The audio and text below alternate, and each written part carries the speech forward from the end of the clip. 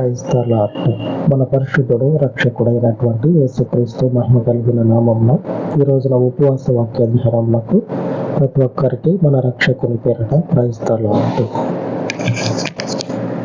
ఉపవాసించి ప్రార్థన చేసేటప్పుడు మన వెనుక ఉన్నటువంటి తప్పులు కానీ చెప్పుకుంటే తలవంపులు వచ్చేటువంటి పరిస్థితులు ఏవైతే ఉన్నాయో అవి దేవుని ముందు ఏమాత్రం కూడా మనసులోకి తెచ్చుకోవద్దు. ఉపవసించి ప్రార్థించేటప్పుడు మన వెనుకటి పాప జీవితం ఏదైతే ఉందో వాటిని మనసులోకి తెచ్చుకుంటే ఆ ఉపవాసం అనేది మీరు కొనసాగించలేరు. ఏం చేయాలంటే యేసుప్రభు వారు శిష్యులకి రొట్టెనిచ్చి పంచి మీరందరూ తీసుకొని తినండి అని చెప్పినని తర్వాత ఆ ద్రాక్ష రసాన్ని వారందరికి ఇచ్చి తీసుకొని తాగండి, ఇది నా రక్తము వలననైనా క్రొత్త నిబంధన అని వారితో చెప్తాడు. ఈ క్రొత్త నిబంధనలో మనము ఆలోచన చేయాల్సింది ఏంటంటే మనము పాప రహితమైనటువంటి దేవుని వారం.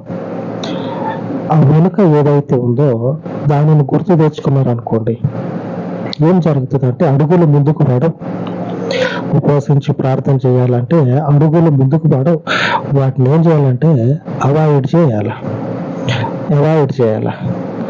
ఎందుకంటే వాటిని కనుక మనసులో పెట్టుకుంటే ఒక్కొక్కసారి దుష్టుడు ఏం చేస్తాడంటే అన్ని చెదారం అంతా తీసుకొచ్చి మన ఆలోచనలో పెడతాడు. చెదారం అంతా ఎక్కడ ఉండాలా? డస్ట్బిన్లో ఉండాలి. చెదారం అంతా డస్ట్బిన్లో ఉండాలి.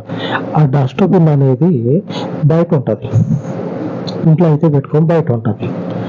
అంటే వెనుకటి పాప జీవితం ఏదైతే ఉందో అది అక్కడే ఉండాలి. దాన్ని తెచ్చుకొని హృదయాల్లో పెట్టుకోవద్దు. పెట్టుకుంటే ఆ రోజు ఉపవాసించేటువంటి ఉపవాసంలో మన టైం టేబుల్ ఉంటుంది కదా, స్నానం చేయాలా, తల స్నానం చేయాలా, మన టయానికి వాక్యం ధ్యానించాలా, ఆ తర్వాత ప్రార్థన చేసుకోవాలా, ప్రార్థనలోనే లీనమైపోవాలి. ఏం జరుగుతుందో కూడా తెలియనంతగా ప్రార్థనలోనే లీనమైపోవాలి. ఇది మన టైం టేబుల్. ఇక ఈడేం చేస్తాడంటే సాతాను ఆ చెత్తంతా తీసుకొచ్చి హృదయంలో ఒక్కొక్కటి చిన్నగా నీళ్ళల్లో కనుక రాయి ఎట్లా వేస్తూ ఉంటాం, ఒక్కొక్క రాయి తీసి అట్లాగే చిన్నగా ఒక్కొక్క దాన్ని తీసుకొచ్చి హృదయంలో అట్లాగా ఆలోచన తీసుకొస్తా ఉంటాడు. అప్పుడు అది చేసినావు, ఇప్పుడు ఇది చేసినావు అని చెప్పినని చిన్నగా ఒక్కొక్కటి తీసుకొస్తా ఉంటాడు. వీటిని ఒక్క నిమిషం ఆలోచన చేస్తే ఆ తర్వాత వచ్చేది 2 నిమిషాలు ఆలోచన చేసేంతగా ఉంటుంది. కాబట్టి మొదట్లో ఏం చేస్తారంటే 1 నిమిషం ఆలోచించేటువంటి ఆ వెనుకటి ఆలోచనని డస్ట్బిన్లో పడేసి దాన్ని అక్కడే ఉంచండి. క్రీస్తు చెప్తున్నటువంటి మాట ఏంటంటే మీరు క్రొత్త నిబంధనలో ఉన్నారు. ఆయన యొక్క పవిత్ర రక్తము చేత కడగబడి క్రొత్త నిబంధనలోకి వచ్చారు. కొత్త నిబంధనలో అవన్నీ కూడా ఆయన ఏం చేస్తా ఉన్నాడంటే భరించుకుంటా ఉన్నాడు. ఆయన మీద పడ్డాయి అవన్నీ. ఇక మనకు సంబంధం లేదు. మనకి వాటికి ఏ మాత్రం కూడా వాటి గురించి ఆలోచనే వద్దు. లేఖనం చూద్దాం. లూకాసు వార్త 22:20 ఆ ప్రకారమే భోజనమైన తరువాత ఆయన గిన్నెయే పట్టుకొని, ఈ గిన్నె మీ కొరకు చిందింపబడుచున్న నా రక్తము వలననైన క్రొత్త నిబంధన. దేవుని పరిశుద్ధ రక్తము చేత మనమందరము కూడా దేవుని గుప్పెట్లో ఉండం, పాపరహితులమై. దేవుడు ఏం చేస్తాడంటే పాపాన్ని అంటించుకోడు. ఆయన పరిశుద్ధుడు కాబట్టి పాపాన్ని ఏమాత్రం కూడా అంటించుకోడు. ఈ క్రొత్త నిబంధన వలనైనటువంటి ఈ పాపరహిత జీవితంలో ఎందరైతే ఉన్నారో వారందరూ కూడా మన దేవుని యొక్క కబంధ హస్తాల్లో ఆశీర్వదించబడేటువంటి వారముగా ఉంటాం. ఈ దుష్టుని యొక్క పని ఏంటంటే అన్ని తవ్వి తీయటం, అన్ని కూడా తవ్వి తీయటం. ఒక్కసారి బాగా గుర్తుపెట్టుకోండి, చెప్తా ఉన్నా, ఒక్కసారి దేవుని రక్తము చేత కడగబడితే, దేవుని యొక్క పవిత్రమైనటువంటి వాక్యము చేత అభిషేకించబడితే, ఆ వెనుక జరిగిపోయినటువంటి వాటిని విడిచిపెట్టేసేయండి. వాటిని ఏ మాత్రం కూడా ఆలోచనలోకి తీసుకురాకుండా వాటిని విడిచిపెట్టేసేయండి. మనుష్యుడు అంటేనే పాపం. తప్పు చేయనటువంటి వాడు మనుష్యుడే కాదు, వాడు మనిషి అయితే ఖచ్చితంగా ఆయన జీవితంలో తప్పు అనేది ఉంటది. కాబట్టి ఆ జీవితానికి చెల్లిపోయి అవి మన మనుషులమే కదా, కామన్, నార్మల్. అది తప్పు చేస్తాం, కరెక్ట్. మనిషి అన్నా ఖచ్చితంగా చేస్తాడు, చేయకపోతే మనిషే కాదు. ఎవడన్నా మీ ముందు నిలబడి నేను అసలు నీతి మంతుడిని, నేను మంచోడిని, నేను గొప్ప చెప్పుకుంటున్నాను అనుకోండి, నమ్మకాకండి, నమ్మద్దు. ఎందుకంటే మనిషి అన్నవాడు ఖచ్చితంగా అంతే తప్పు చేస్తాడు, అంతే. ఖచ్చితం లేదు, 100% లేదు, శాతాల్లో కూడా చెప్పడానికి అవకాశం లేదు. ఎందుకంటే మనిషి అంటే తప్పే. తప్పు చేయకపోయినా కానీ మనిషి అంటే తప్పే. ఎందుకంటే మనుషునికి మొదటి నుంచి పాపం అనేది అంటుకొని వస్తూనే ఉంది. ఇక తప్పు చేయకపోయినా కానీ నీతి మంత్రాన్ని ఎట్లా ప్రూవ్ చేసుకుంటాడు, ఎట్లా నిరూపించుకుంటాడు? మనిషిగా పుడితేనే అప్పటి నుంచి ఆ పాపం అనేది వస్తూనే ఉంది. కాబట్టి దేవుడు ఏం చేస్తూ ఉన్నాడంటే పాపరహితులుగా ఈ క్రొత్త నిబంధనలో మనల్ని నిలబెట్టి దీవించడానికి మనల్ని క్రీస్తులో నిలబెట్టి ఉన్నాడు. యేసు ప్రభువులో మనల్ని నిలబెట్టి ఉన్నాడు. ఈ క్రీస్తులో నిలిచినటువంటి మనందరి జీవితాలు కూడా ఆశీర్వదించబడేటువంటి జీవితాలు. ఇక జరిగిపోయినటువంటి వాటినన్నిటిని కూడా ముందేసుకొని కూర్చోవద్దు. వాటన్నిటిని కూడా హృదయంలో పెట్టుకొని ముందడుగు పడాల్సిన కాడ వెనకడుగు పడనే వద్దు. అట్లా పడితే గుర్తుపెట్టుకోండి, అట్లా కనుక పడితే ఆత్మీయంగా ఎదుగుదల అనేది ఉండదు. ఆత్మీయంగా బలమైనటువంటి స్థితిని ఏ మాత్రం కూడా మీరు కొనసాగించలేరు. కాబట్టి వెనుక జరిగిపోయినటువంటి వాటిని అక్కడికే అవి విడిచిపెట్టేసేయాల. దేవుని యొక్క పవిత్రమైనటువంటి వాక్యము సెలవిస్తా ఉంది. ఈ ఉపవాస దినమందు దేవుడు వాగ్దానం చేసి చెప్తా ఉన్నాడు, మీరు దేవుని రక్తము వలనైనా ఆయన పరిశుద్ధ నిబంధనలో ఆయన రక్తము చేత కడగబడి పాపరహితులుగా ఉన్నారు. అనగా దేవుని యొక్క ఆశీర్వాదానికి మీరు అర్హత కలిగి ఉన్నారు. ఆమేన్. దేవునికి స్తోత్రం. పరిశుద్ధుడైనటువంటి క్రీస్తుకు మహిమ కలుగును గాక. అక్కడక్కడ రాసి ఉంటుంది చూడండి, అర్హత ఉందా అంటే టిక్ మార్క్ పెడతారు. ఈడు అర్హుడు, ఈయన నెట్టేసిండు అటు టిక్ పెడతారు. దేవుని రక్తము మనల్ని ఏం చేస్తా ఉన్నదంటే టిక్ మార్క్ పెట్టేస్తా ఉంది. వీరు ఆశీర్వదించబడటానికి అర్హులు. ఈరోజు దేవుని వాగ్దానము ఒకసారి మనము ధ్యానించుకుందాము. ఈరోజు వాక్య ధ్యానాన్ని మనం ఒకసారి ధ్యానించుకుందాము. ఆదికాండము 12వ అధ్యాయము 2వ వచనం.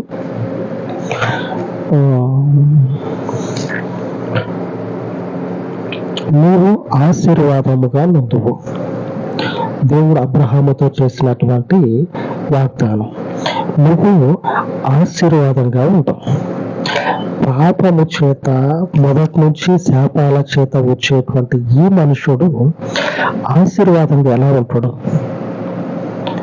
చెప్పండి ఒకసారి. మనం మామూలుగా లోకానుసారంగా మాట్లాడుకుందాం. మనం అంటే క్రీస్తు గురించి, ఆయన రక్తం గురించి, వెనుక జరిగిపోయినటువంటి విషయాలని మనకు అంతో ఇంతో అవగాహన ఉండటం వల్ల ఇట్లా జరిగింది, మనిషి స్థితి ఇది అని చెప్పినని ఒక అవగాహన ఉంది. పాపం అంటే ఏంది, పాపము ఎలాగా దేవుడు కొట్టివేస్తా ఉన్నాడు, క్రీస్తు రక్తంలో కడిగేయబడతా ఉందని మనకు ఆలోచన ఉంది.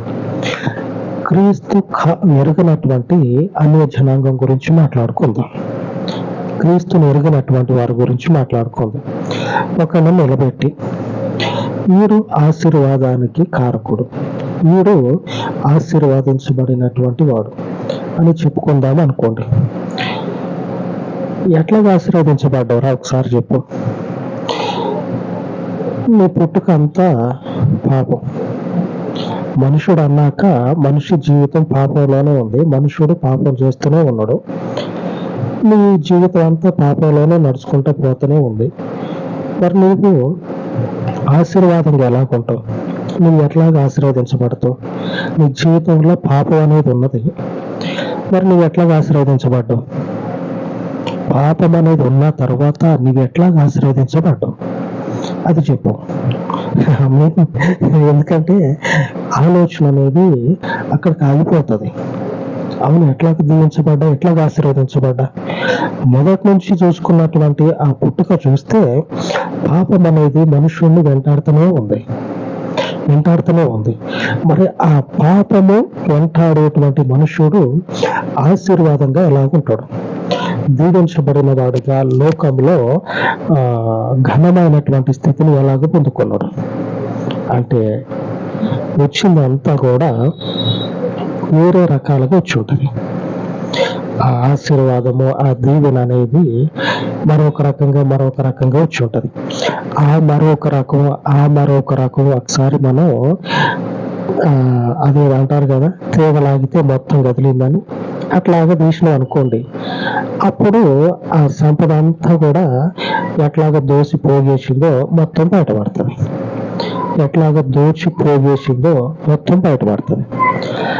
సర్వోన్నతుడైనటువంటి దేవుని ద్వారా అనుగ్రహించబడింది ఏదైనా సరే అది ఆశీర్వాదంగా ఉంటుంది.